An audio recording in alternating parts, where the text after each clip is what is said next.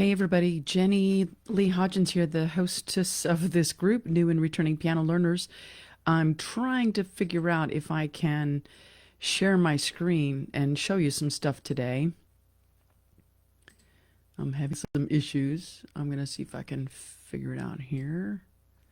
Oh, I see. I see now. I think I am live.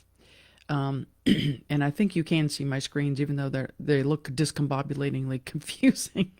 But hopefully, let's see if I can go on here. Scoot this over, more or less. Anyway, if you're here, let me know you're here with the hashtag live. If you're catching me on the replay, hashtag replay. I'm going to try to go through here and explain some things to members in the group who had asked about, learning key signatures, learning the major and minor scales, and specifically the difference between harmonic, melodic, and natural minor scales. Now, that's a lot to cover, so I thought I'd just start simply. And if you've got questions, go ahead and ask me during this presentation. I'll come back to the questions periodically to make sure you're hearing me and you're understanding, or I'm seeing you and I'm catching your stuff. I think you can. I see now. Questions, go ahead and ask me. Sure. Okay, yeah, I think you can. Oh, good. Tina sees me. Hey, Tina. So you can see the keyboard and everything on the screen. I'm sorry, it's such a weird screen. I'll see if I can do it a different way so there's just the keyboard on there. And you're just not going to see me today, apparently. I'm trying to figure out how to use Facebook Live for this. Let's see if I can. No, it won't let me do that. Okay, I think I'll just do it this way. I'll move this guy, and hopefully we're still live. I'm just checking it before I get started here. Let me know with a thumbs up, if you can see just the keyboard on my screen. I'm going to try and make it big screen here. It should be just a big black background with a keyboard on it. And okay, good. I see, Tina. I see your comment. I'm having to look at my phone to catch your comments, and then on the screen to do this, and I don't think I'm visible, so sorry about your luck there, but probably better because I'm having a rough day apparently. Anyway, so if you've got questions, Tina, and anybody else joining me, hashtag live or hashtag replay, let me know first of all how you find me, and then if you've got questions, just go ahead and state them during this live, and I'm going to try and address your questions. I'm looking at my phone to catch that, and all I can see on my screen right now is the keyboard, and I'll go through some of this with you. I was going to actually start with the circle of fifths, so let me just pop this up on the screen too. I got this free download of the circle of fifths for those who are looking for something from this website, musical-u.com. It's great. So you can just click that link, or go to that website. Let me go back so you can see that again. See if I can make it bigger. Ooh la la, look at that. Oh, I don't think you can see that. Oh yeah, you can. I'm seeing a delayed thing on my phone. Okay. So, and I'll drop that link in the comments below after I'm done with this. But this is a great resource about the, circle of fifths. So what I was thinking was, let's start with the circle of fifths. Just a little, just jump in here and talk a little bit about music theory. And I'll try to go through how to find key signatures, how you're going to learn your major scales, how you could use them, and then jumping into Michelle's question that she had asked me a week or so ago, the differences between the minor scales. So let's start with the circle of fifths. As you can see, this is what the circle of fifths looks like if you've never seen that before. And I'll see if I can make it big enough that you can see it a little better on the screen here. C is the most common one that people start with, because when you play the scale of C, you start on the note C and you play 7 tones up or down, and you'll end on the 8th tone back at another C, either an octave higher or lower. And the nice thing about the key of C is it's only white keys. There's no sharps or flats. And as you go to the right of the circle of fifths, you're just going up 5 steps, 5 steps or 5 letter names to the right. I'll just play it real quick. C, D, E, F, G. So if I just play from C up 5 steps, I end on a G. And if you start with a G and you go up 5 steps, G, A, B, C, D, you'll end up on the next. So what this is why it's called the circle of fifths. They just ascend or descend the interval of a fifth below or the interval of a fifth above. And if you don't know anything about intervals, let me know that too, and I'll do another live, try to explain that a little bit as we go on. Just thought it'd be nice just to kind of touch base with music theory a little bit. So this is what everyone's talking about when they say the circle of fifths. And this is 1, 2, 3, 4, 5, 6, if you go around, 7, 8, 9, 10, 11. There are 12 major scales. That's what this is. The 12 major scales is what the circle of fifths represents.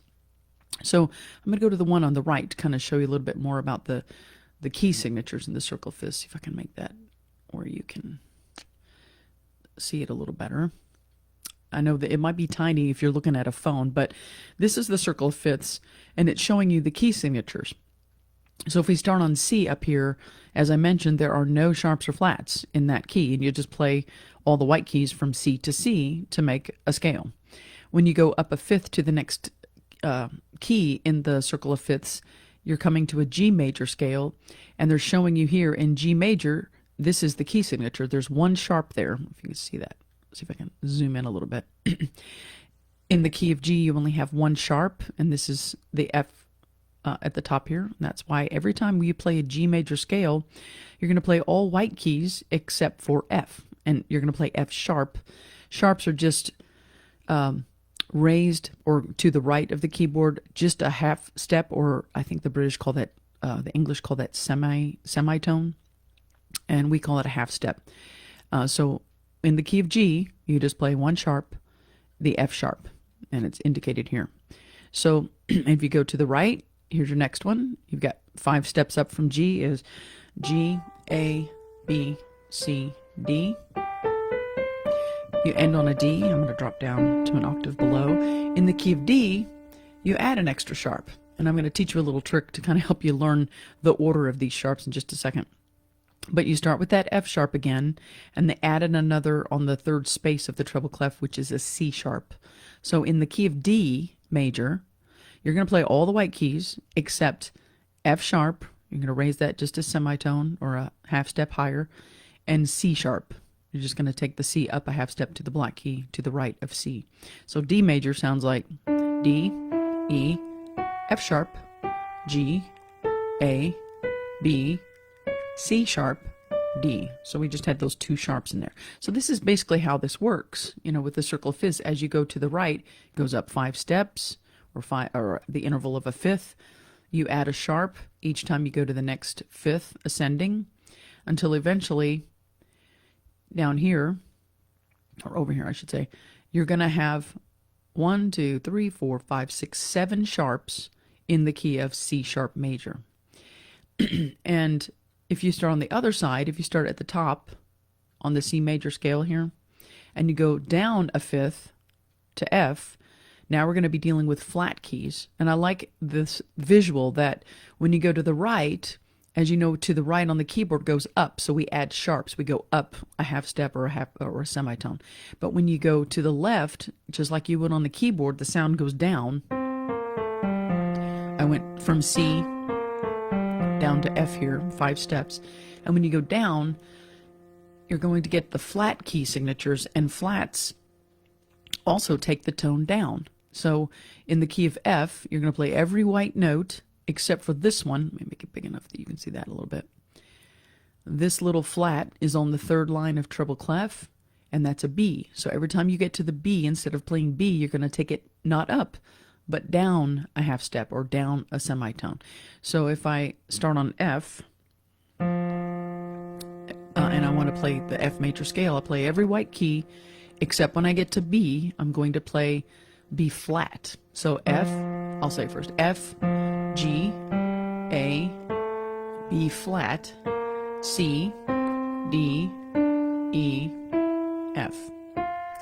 I hope that makes sense to you. And then you go down from F, 1, 2, 3, 4, 5. I went down 5 steps, or an interval of a fifth, from F down to B flat, because now we started with 1 flat here, and when we go to the next fifth below, we just add a flat. And so the next flat is E flat. So that means we're going to start on B flat because remember this is the key of B, but it's B flat because we already had this flat up here. So we're going to start on B flat, play all the white keys except for the B flat and E flat. And so that's just B flat, C, D, E flat, F, G, A, and back to B flat. So I know this is quick, but hopefully you can maybe watch this again on the replay and do it at the keyboard so you can, find those notes as I'm saying them out loud and kind of follow along with it.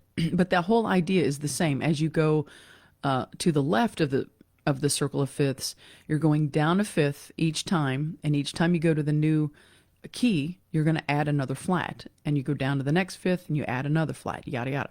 So how I remember what these sharps and flats are, I think some people have different acronyms and ways to remember.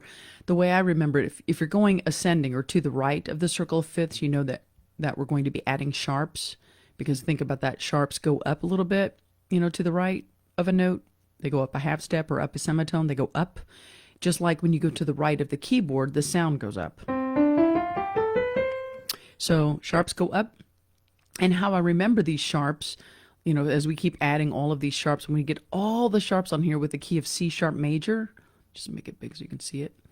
I remember this, it's F, C, G, D, A, E, B. All of those are sharps in the key of C sharp major. And the way I remember it is just Father Charles goes down and eats breakfast or bagels. So just Father Charles goes down and eats breakfast.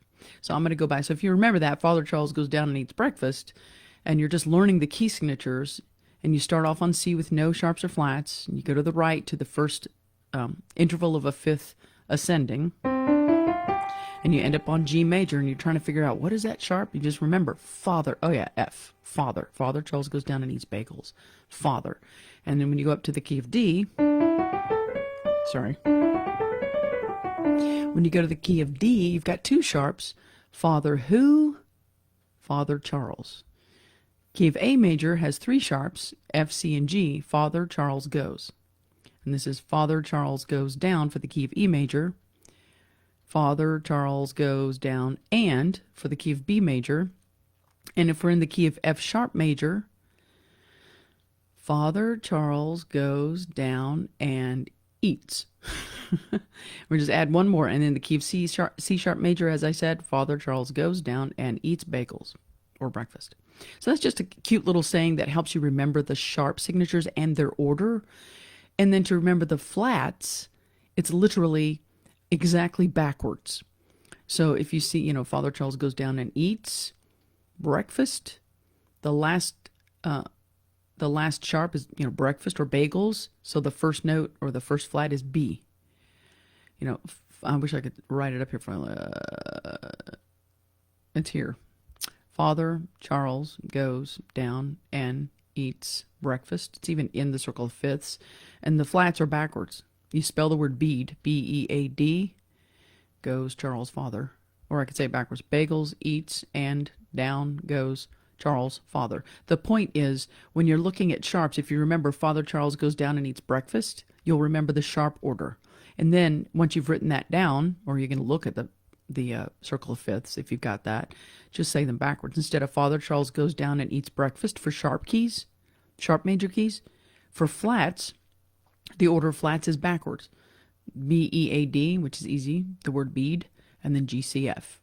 That's how I learned to remember the order of flats and the order of sharps when I need to write them in. I hope that helps you with that and doesn't confuse you like mud. So let me know in the comments if you have another way to learn the order of sharps or another way to learn the order of flats. If that Father Charles goes down and eats bagels or Father Charles goes down and eats breakfast is helpful for you to learn the sharp keys, and just remembering that backwards it spells the word bead, GCF. Let me know if those are helpful, or if you know another way to do that, or if you've got a question, if I lost you there, let me know in the comments. Let's see what I want to help you with here. So I think what's important about this is that why do we need to learn scales? Well, because Western music anyway, is written in these keys. And the more familiar you are with the key signatures and the keys and what it feels like under your fingers, and then what it looks like when you're reading those key signatures, the easier it is for you to learn more repertoire, more music. And, really incorporating learning your scales and then the arpeggios, which are just the broken up chords of these scales. If you start to learn maybe 1 or 2 scales per week, they're really good for really helping ingrain this music theory in your mind, how to figure out what key it's in, what it feels like when you're playing in that key with that particular sharp or flat. And it helps technique if you play the scales every day as your warm up and as your technique throughout your practice. As some of you may have heard me say, I usually try to warm up with a scale and arpeggio and some technique in the key of whatever piece that I'm working on. So like if I'm working on that invention in F major, sorry, I'm not sitting too close to the piano, but the Bach invention number 8 is an F. Before I play that piece, because it's in the key of F major, I usually do an F major scale. And I work on different things in technique in that key before I start to play that piece, to warm up my body physically, to warm up my fingers and my arms, and to get familiar with my hands incorporating that key of F, which has 1 flat in it, the B flat. And I do things with my scales and my arpeggios where I add rhythms and things, and I'll do that another day. I'll demonstrate where you can see my hands, and I'll show you some ideas for technique on how you can use that another day. Let's see. Once you work your way through the circle of fifths and you add all the extra sharps, like I said, you can go back to the key of C major and you can work your way descending to the left of the circle of fifths to learn all the major keys and flats in the key signatures. I see a comment here, so let me just see if Tina's got a question here. Tina says, not sure. Hold on. I lost it. Here it is. Oh, I see your comments here. I'm sorry. Oh, you're saying the broadcast signal keeps cutting out. Okay, if that's a problem, then I might just redo this as a recorded thing, but I'll try here. And anyway, Tina's saying, is that the same as the circle of keys? I've never heard of it described as the circle of keys, but that's literally what it is. It's the circle of 12 major keys. That's exactly what that is, and it's commonly known as the circle of fifths, but it really is, as you can see on the picture on the right, it's a circle of key signatures. So I guess you could describe it that. That might be a cultural thing, but in America, as far as I know, we call this the circle of fifths, not the circle of keys. And then she's saying, not sure what's going on with Facebook Live, but the signal keeps dropping and you freeze and disappear. Sorry. Yeah, that is Facebook. Well, Tina, I'm gonna thank you for letting me know that. I'm gonna keep going a little bit, and if it's still happening, just plop me a comment and just say the freeze keeps happening, or tech difficulty or something, techie happening or something, and then I'll know, and I'll look at it on the replay too. If it's that bad, then I'll redo it pre-recorded. This is the first time I've used Facebook to share my screen. So let me see if I've got any other programs open and see if that helps. Oh, everything else open. So, okay. So let me.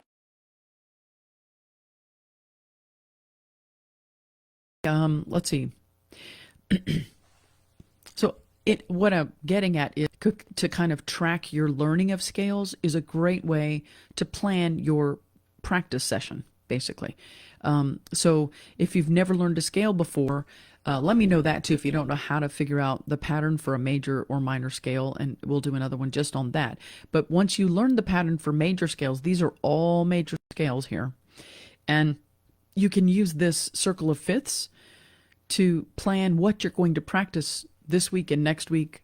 For example, you could say, I'm going to learn just the key of C, and I'm going to practice 2 octaves just in the key of C major, or you can work it up 4 octaves if you're, that's what I tend to do. And then once you get that key kind of learned, then you can add things to kind of help you develop your technique, like adding rhythms to it, or dynamics. For example, if I'm doing the key of C major, let me just run it through real quick.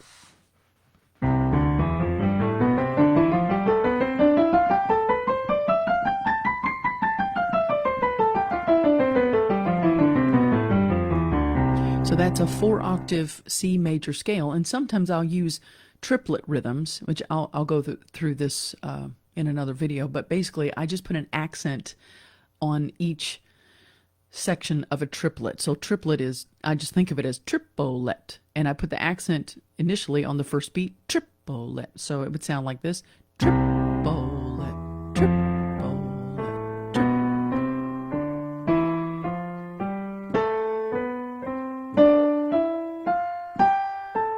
So I accent the first beat, and once I go all the way up and down with triplet, with an accent on the first strong beat of the triplet, then I'll do the accent on the middle rhythmic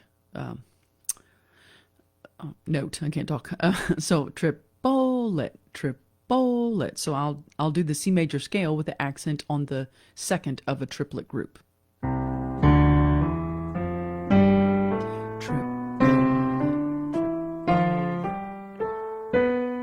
And then I'll go through all that, and then I'll put the accent on the third section, triplet.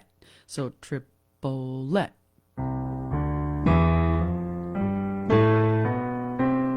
And what I do there is, instead of, trying to hammer really loudly on the accent when I'm doing rhythms with accents to kind of warm up my hands with technique on a major scale, I don't try to play heavily on the accent. Rather, I just play lightly on everything else. And that makes a big difference. Then you're not trying really hard. You're not stressing and tensing with your muscles. You're focusing on the accent, but, so that it's stronger than the other notes, but everything else is just really light and effortless. So that's just one way you can use, for example, C major scale or any of these major scales. Get familiar with what key it is, and then use some rhythms and vary the accents of those rhythms. I do the same thing with 16th notes.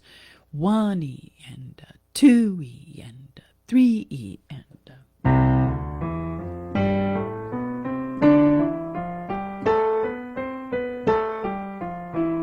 and then I'll switch it 1E and 2E, and so on. Another thing you can do as you're getting familiar with the keys and you're learning how to play those scales is to incorporate some dynamics.